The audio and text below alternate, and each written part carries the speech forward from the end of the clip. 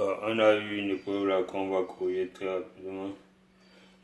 Champ gravitationnel terrestre. Bon, je vais commencer par lire l'exercice avant de corriger. Ils disent un satellite artificiel de masse M égale à 2,5 tonnes. Toujours noter les données. Bon, c'est vrai que je ne vais pas faire le calcul, mais bon, ce sont de bonnes habitudes à avoir quand même. La masse égale à 2,5 tonnes. Ça, c'est la masse du satellite. Gravite autour de la Terre à une altitude constante. Bon, déjà, il sait qu'on aura la Terre quelque part là. Et puis, on a dit que le satellite S gravite autour. Donc, je mets un S comme ça. Gravite autour de la Terre, bon, ça sera quelque chose comme ça. Bon, c'est à peu près un cercle, quoi. Gravite autour de la Terre à une altitude constante H. Ça veut dire quoi? Ça veut dire que la distance ici ne change pas. L'altitude est constante et ça a la valeur H. La Terre est considérée comme ayant une répartition à masse sphérique. Une répartition à masse sphérique, ça veut dire que toutes les couches ont la même concentration volumique. Ça veut dire que si tu coupes la partie ici de la Terre, le volume que tu as là, dans cette sphère-là, c'est la même concentration volumique que tu auras pour les autres. Ça veut dire que c'est équilibré en fait. Répartition à masse symétrique et un des données maintenant donne la masse de la Terre. MT égale à 6 fois 10 puissance 24 kg. Le rayon de la Terre, c'est RT égale à 6400 km. Maintenant, on vous donne G, la constante gravitationnelle égale à 6,67 fois 10 puissance moins 11. Puis vous avez limité. Bon, maintenant, on dit première question. Dans quel référentiel le satellite est-il en orbite circulaire? Premièrement, on sait que, je vais écrire ici. Dans quel référentiel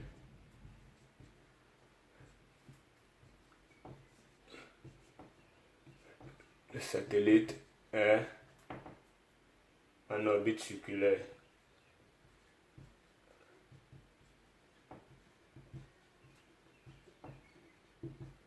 Bon, déjà, ce qu'il faut savoir, c'est que on a trois types de référentiels. On a le référentiel terrestre, le référentiel géocentrique et le référentiel héliocentrique. Dans notre cas, on sait bien que, on nous a bien dit, le satellite tourne autour de la Terre. Ça veut dire que la Terre est considérée comme un point fixe ici. Et puis, bon, bien sûr, il faut toujours prendre son repère à partir d'un point qui ne varie pas en fonction du mouvement. Donc, dans ce cas, notre repère sera le repère géocentrique, dont le centre est la Terre. Et puis, les trois axes pointent vers les trois étoiles polaires fixes. Donc, dans notre cas ici, on va dire que le référentiel est géocentrique. Référentiel géocentrique. Un référentiel géocentrique, c'est un référentiel dont le centre est la Terre. Bon, je passe à la question qui suit. Ils disent ensuite, petit 2, à quelle force est soumis ce satellite? Donnez-en les caractéristiques. Bon, quand on voit le mouvement du satellite en question, on peut clairement voir que ici, la seule force à laquelle le satellite peut être soumis, c'est la force de gravité exercée par la Terre. Donc on va écrire ici simplement. On va remplacer ici. On va se appeler la force ici la grande F.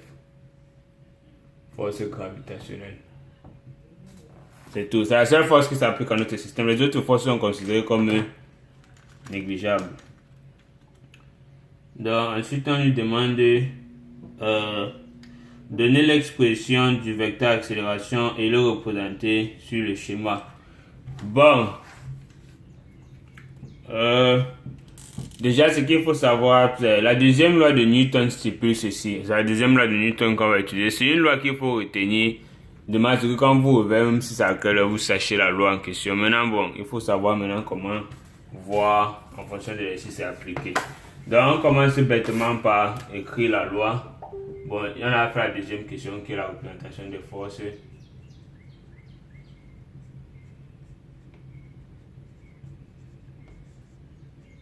On passe à la troisième.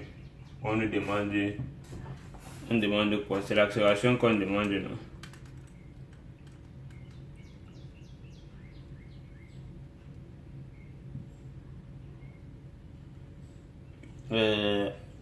De l'expression du vecteur accélération, elle est représentée sur le schéma. On dit vecteur accélération.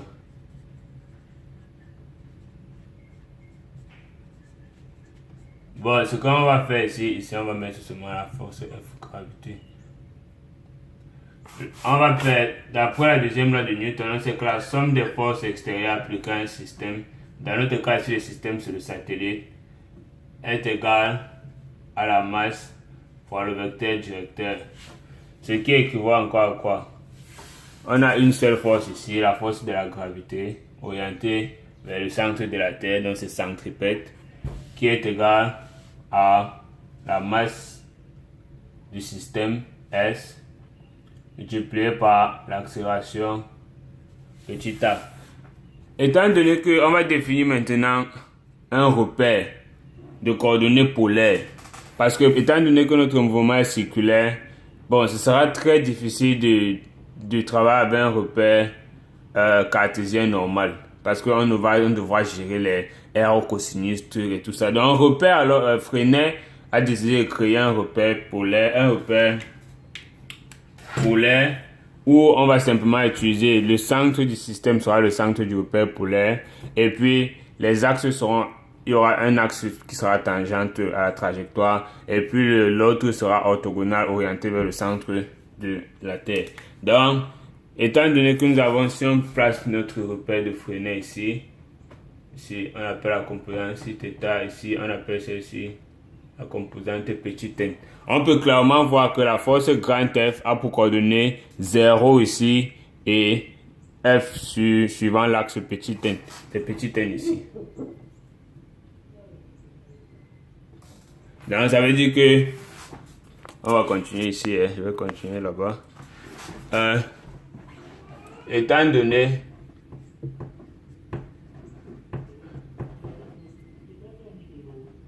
le repère polaire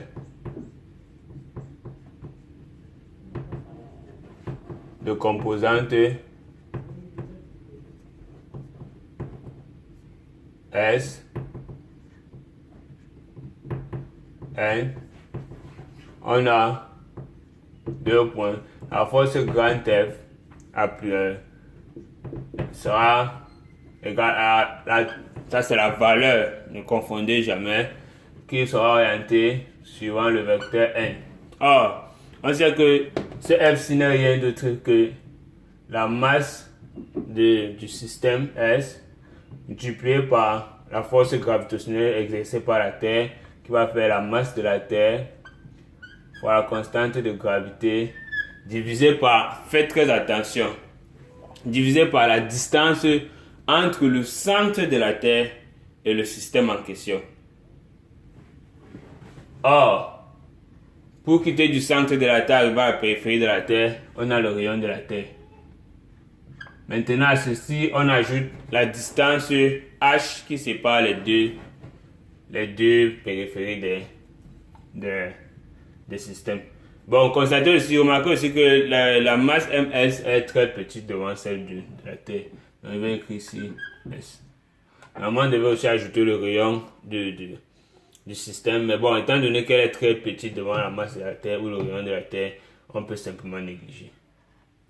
Élevé au carré qui va suivant le vecteur n. Or, étant donné que nous avons ceci, nous avons ce même grand F encore qui est égal à la masse du système fois grand A. Cela équivaut simplement à dire que A n'est rien d'autre que la force grand F divisé par la masse S du système. Je ne sais pas si vous voyez où on va là. Bon, maintenant ceci dit, on va simplement remplacer F par sa valeur qui est ms, la masse de la Terre, la constante gravitationnelle divisé par le rayon de la Terre plus h, le tout au carré est égal à ms fois a. Ceci est dirigé selon le vecteur grand petit n. Bon, il faut que j'écrive ça bien pour que ça ne vous embrouille pas. suivant le vecteur petit n est égal à MA. Donc je vais simplement tirer A là-bas. Ce qui va me donner ce qui équivaut à A est égal à le vecteur accélération, d'accord? Ça veut dire A est égal à, voilà, MS vont se simplifier. A est égal à MT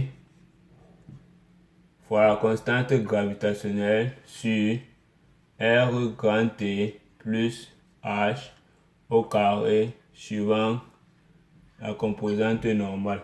Voilà notre vecteur accélération tout simplement.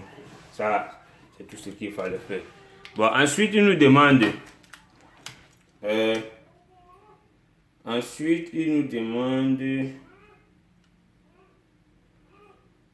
la question qui suit, c'est de l'expression du vecteur accélération et le représenter sur le schéma.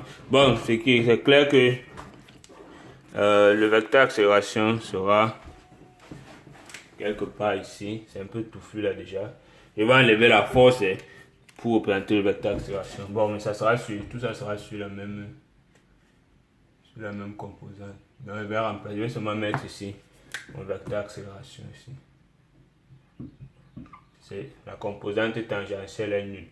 S'orienter positivement dans le sens de voilà notre vecteur. C'est pour ça qu'on va vous dire que la force est centripète, orientée vers le centre de la Terre. Bon, ensuite on nous demande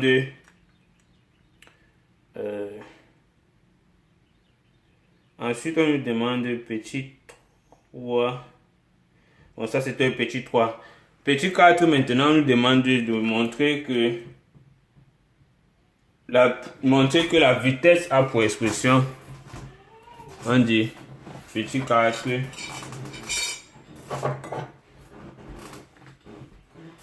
je ne sais pas si je peux commencer ça ici. Bon, petit 4 montrer que la vitesse a pour expression, montrer que V est égal à racine de GMT, racine de G fois MT sur RT plus H, sur RT plus H. Puis calculer la valeur, puis calculer numériquement la valeur. Bon, je ne vais pas faire le calcul numérique, ça je vais vous laisser le soin de le faire. Bon, ici, maintenant, on vous dit quoi? On vous demande de montrer que V est égal à ça. Oh, on sait ceci. On sait que A, ça c'est la valeur, est égale à V au carré sur R, non? Où R, en fait, c'est la distance entre les deux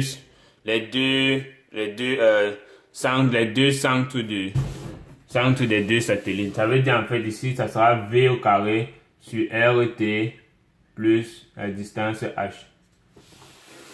J'espère qu'on se comprend jusque-là. Bon, maintenant, on a ici en haut, on avait le vecteur A. Pour trouver la valeur, l'intensité du vecteur A, il suffit seulement de prendre cette valeur puisque la norme de n sera égale à 1. Ça veut dire quoi? Ça veut dire que ce qui équivaut à, d'après 3,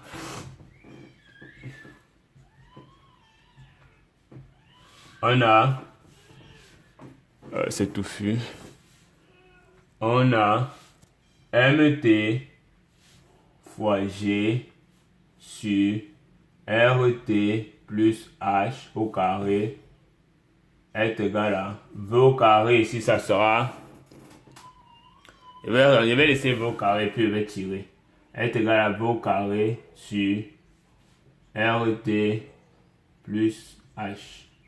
Bon, vous voyez ici là que le RT plus H ici va partir avec le carré, donc on va rester ici en bas avec RT plus H. Ce qui veut dire que V au carré sera égal à quoi? Sera égal à MT fois G sur RT plus H. J'espère qu'on se comprend là. Parce que j'ai envie de faire ça de l'autre côté. Ou alors ce que je pourrais faire, c'est je vais plutôt mettre V au carré de ce côté et puis laisser l'autre là-bas pour que vous compreniez un peu où on va. Pourquoi ça sera plus facile à comprendre comme ça. Si je mets V au carré sur RT ici, plus H est égal à ceci. Ça veut dire encore que ce qui équivaut encore à ceci, rappelez-vous bien, il va partir avec le carré ici. Ça va faire V au carré est égal à... Bon, je peux mettre MT ou bien GMT, ça ne change rien. Puisque c'est le produit de deux nombres sur RT plus H. Je crois que vous voyez que ici, simplement, c'est la même chose déjà que ceci. Il suffit juste d'appliquer la racine pour trouver le vecteur V. Ce que je vais faire de l'autre côté. Bon, je vais commencer par effacer ceci d'abord. Ce qui équivaut à une implication. Ce qui implique V est égal simplement à racine de G fois MT sur RT plus H, ce qu'il fallait démontrer.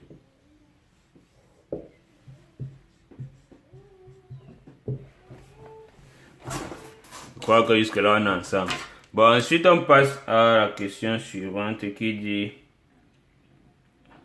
Oh, ma caisse est aussi dérangée.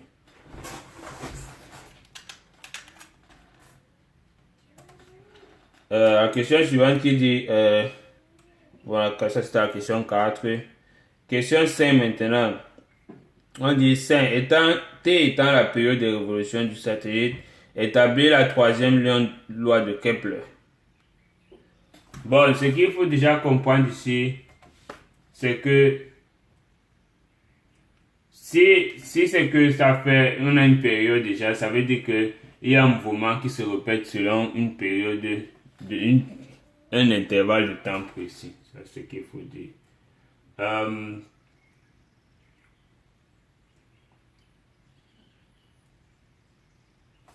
Bon, je vais écrire ça ici, je vais faire ça rapidement.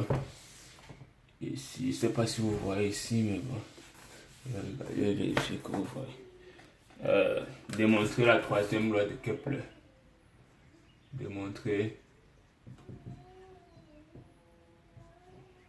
troisième loi de Kepler. La valeur de la loi là, c'est donc quoi? Je crois que c'est T au carré sur R au cube. Ici, ça sera peut-être R plus H au cube.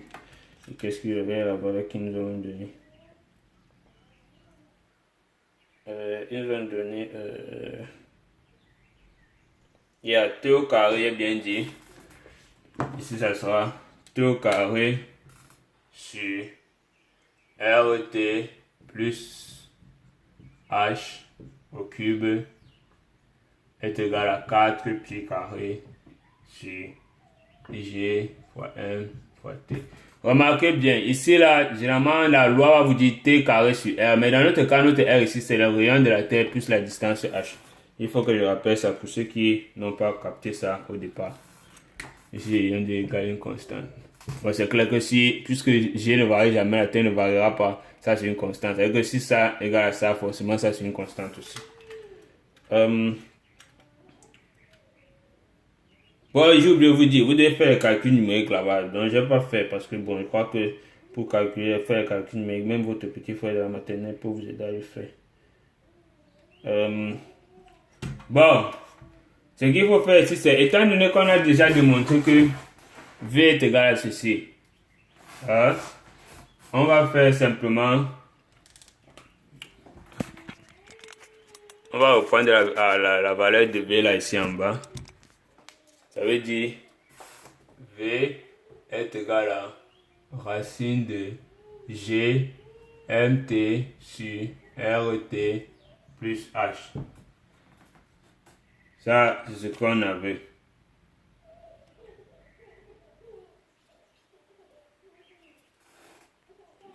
Étant donné la vitesse, on a notre formule. Oh. Bon, nous avons notre formule magique, la distance est égale à la vitesse multipliée par le temps. Or, dans notre cas ici, le temps sera égal à la période. Soit on aura une distance d qui ne changera pas, qui est égale à la vitesse fois le temps. Maintenant, je vais appeler ça, appelons ça grand T une fois. Grand T, qui est la période. Maintenant, cette distance-là n'est rien d'autre que le tour du cercle.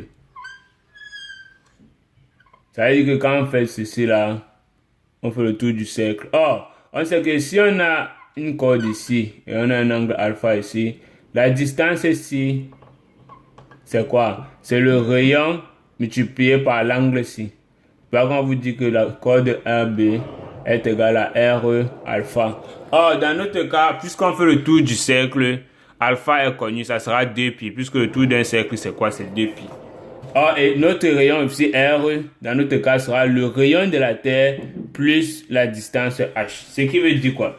La formule ici encore, dans notre cas, sera égale à 2pi, le rayon RT plus H est égal à la vitesse fois le temps. Je crois que jusque là on est d'accord. Maintenant si j'envoie V ici, ça va me faire quoi? Ça va me faire T est égal à 2pi fois RT plus H divisé par la vitesse V. Bon, maintenant, on a la vitesse V ici, là. Bon, on va enlever. Pour enlever la racine, là, c'est simple. On élève les deux membres au carré. Je vais continuer ça ici pour que vous puissiez voir les deux en même temps.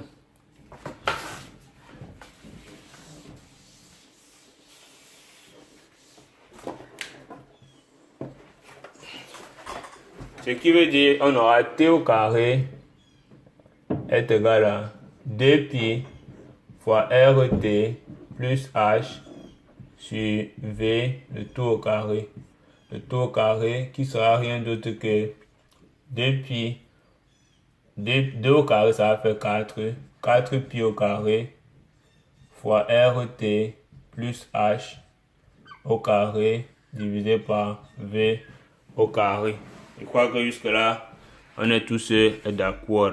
Maintenant, on va remplacer V par sa valeur là. Étant donné que V au carré, ça va faire, on va seulement remplacer par G MT sur RT plus HT.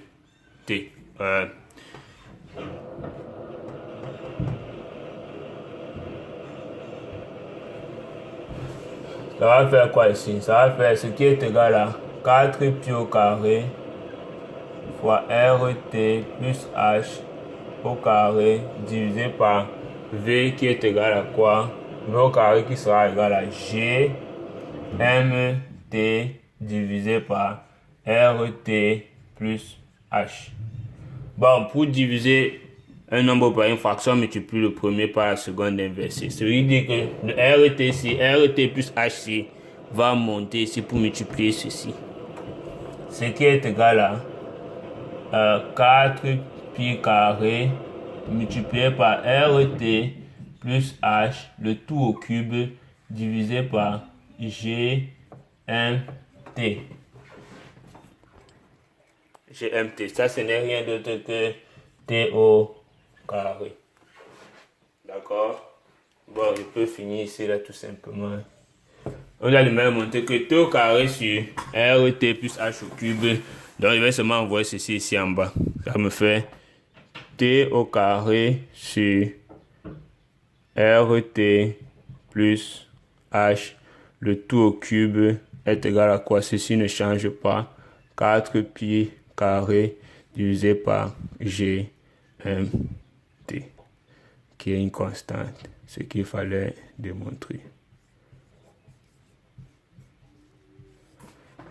Tout simplement. Je crois que jusque là on est d'accord. Bon, terminons avec la dernière question et puis on passe à la suivante. On va faire la dernière question, je vais effacer cela pour faire ça. Il dit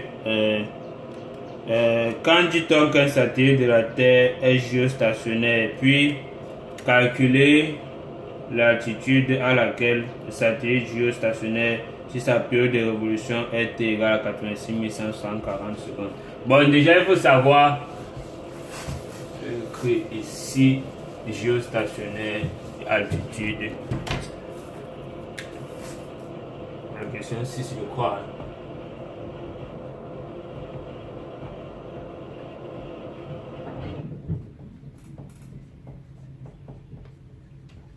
Bon, déjà, pour qu'un satellite soit géostationnaire, il faut que il décrive un mouvement circulaire uniforme dans un plan perpendiculaire à l'axe des pôles terrestres, ce qu'on a vu, qu'ils évoluent dans le même plan contenant l'équateur. Bon, bien évidemment, puisque dans notre cas, il est le même plan, on a défini notre repère par rapport à cela.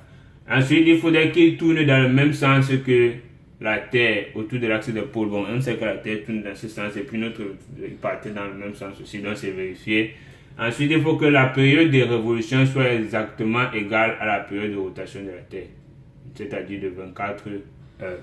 Bon, on nous dit calculer l'altitude à laquelle le satellite doit se situer pour satisfaire la dernière condition. Bon, pour satisfaire la dernière condition, c'est très simple. On va utiliser la troisième loi de Kepler qu'on vient de démontrer. Ça fait T au carré sur RT plus H de tout au cube est égal à 4 pi carré sur GMT. Remarquez bien, c'est une constante. Ça veut dire que ce mouvement-là va se dérouler dans un temps constant et opérer le même nombre de distances. Bon, on nous a donné la période de grand T, on a la valeur de pi, on a la valeur de la masse qu'on a donnée au début, on a la valeur de la gravité, on a le rayon de la Terre, donc on cherche ce H qui vérifiera la condition. Cette condition-là, ce n'est rien d'autre que l'égalité ici. Ça veut dire quoi? Ça veut dire, si j'envoie ceci là-bas, ça va faire, j'envoie ça, bon, ça va faire T au carré égale à 4 pi square fois G mt multiplié par RT plus H le tout au cube. N'oubliez pas, on cherche H. Ça veut dire que je vais envoyer ceci ici. Ça va faire RT plus H le tout au cube est égal à T au carré, GMT va monter, multiplié par GMT divisé par 4 pi au carré. Bon, ça va faire RT plus H est égal à la racine cubique de T au carré multiplié par G multiplié par MT divisé par 4 pi au carré. Oh, on cherche qui? On ne cherche rien d'autre que H. Donc tout le reste nous importe peu. Ce qui veut dire H est égal à la racine cubique de T au carré multiplié par G multiplié par la masse de la Terre divisé par 4 pi au carré. De tout ça, on enlève le rayon de la Terre. N'oubliez pas, la racine cubique s'arrête ici, ça ne concerne rien le rayon de la Terre, parce que c'est une erreur qu'on commet souvent, c'est les gens viennent mettre ça à l'intérieur, sinon c'est très faux si tu fais ça. Ici, c'est ça qu'on nous demande. Maintenant, qu'est-ce qu'il faut faire? On nous a donné T, 86 400 secondes je crois, vous multipliez ça par le reste là, ça c'est un calcul élémentaire.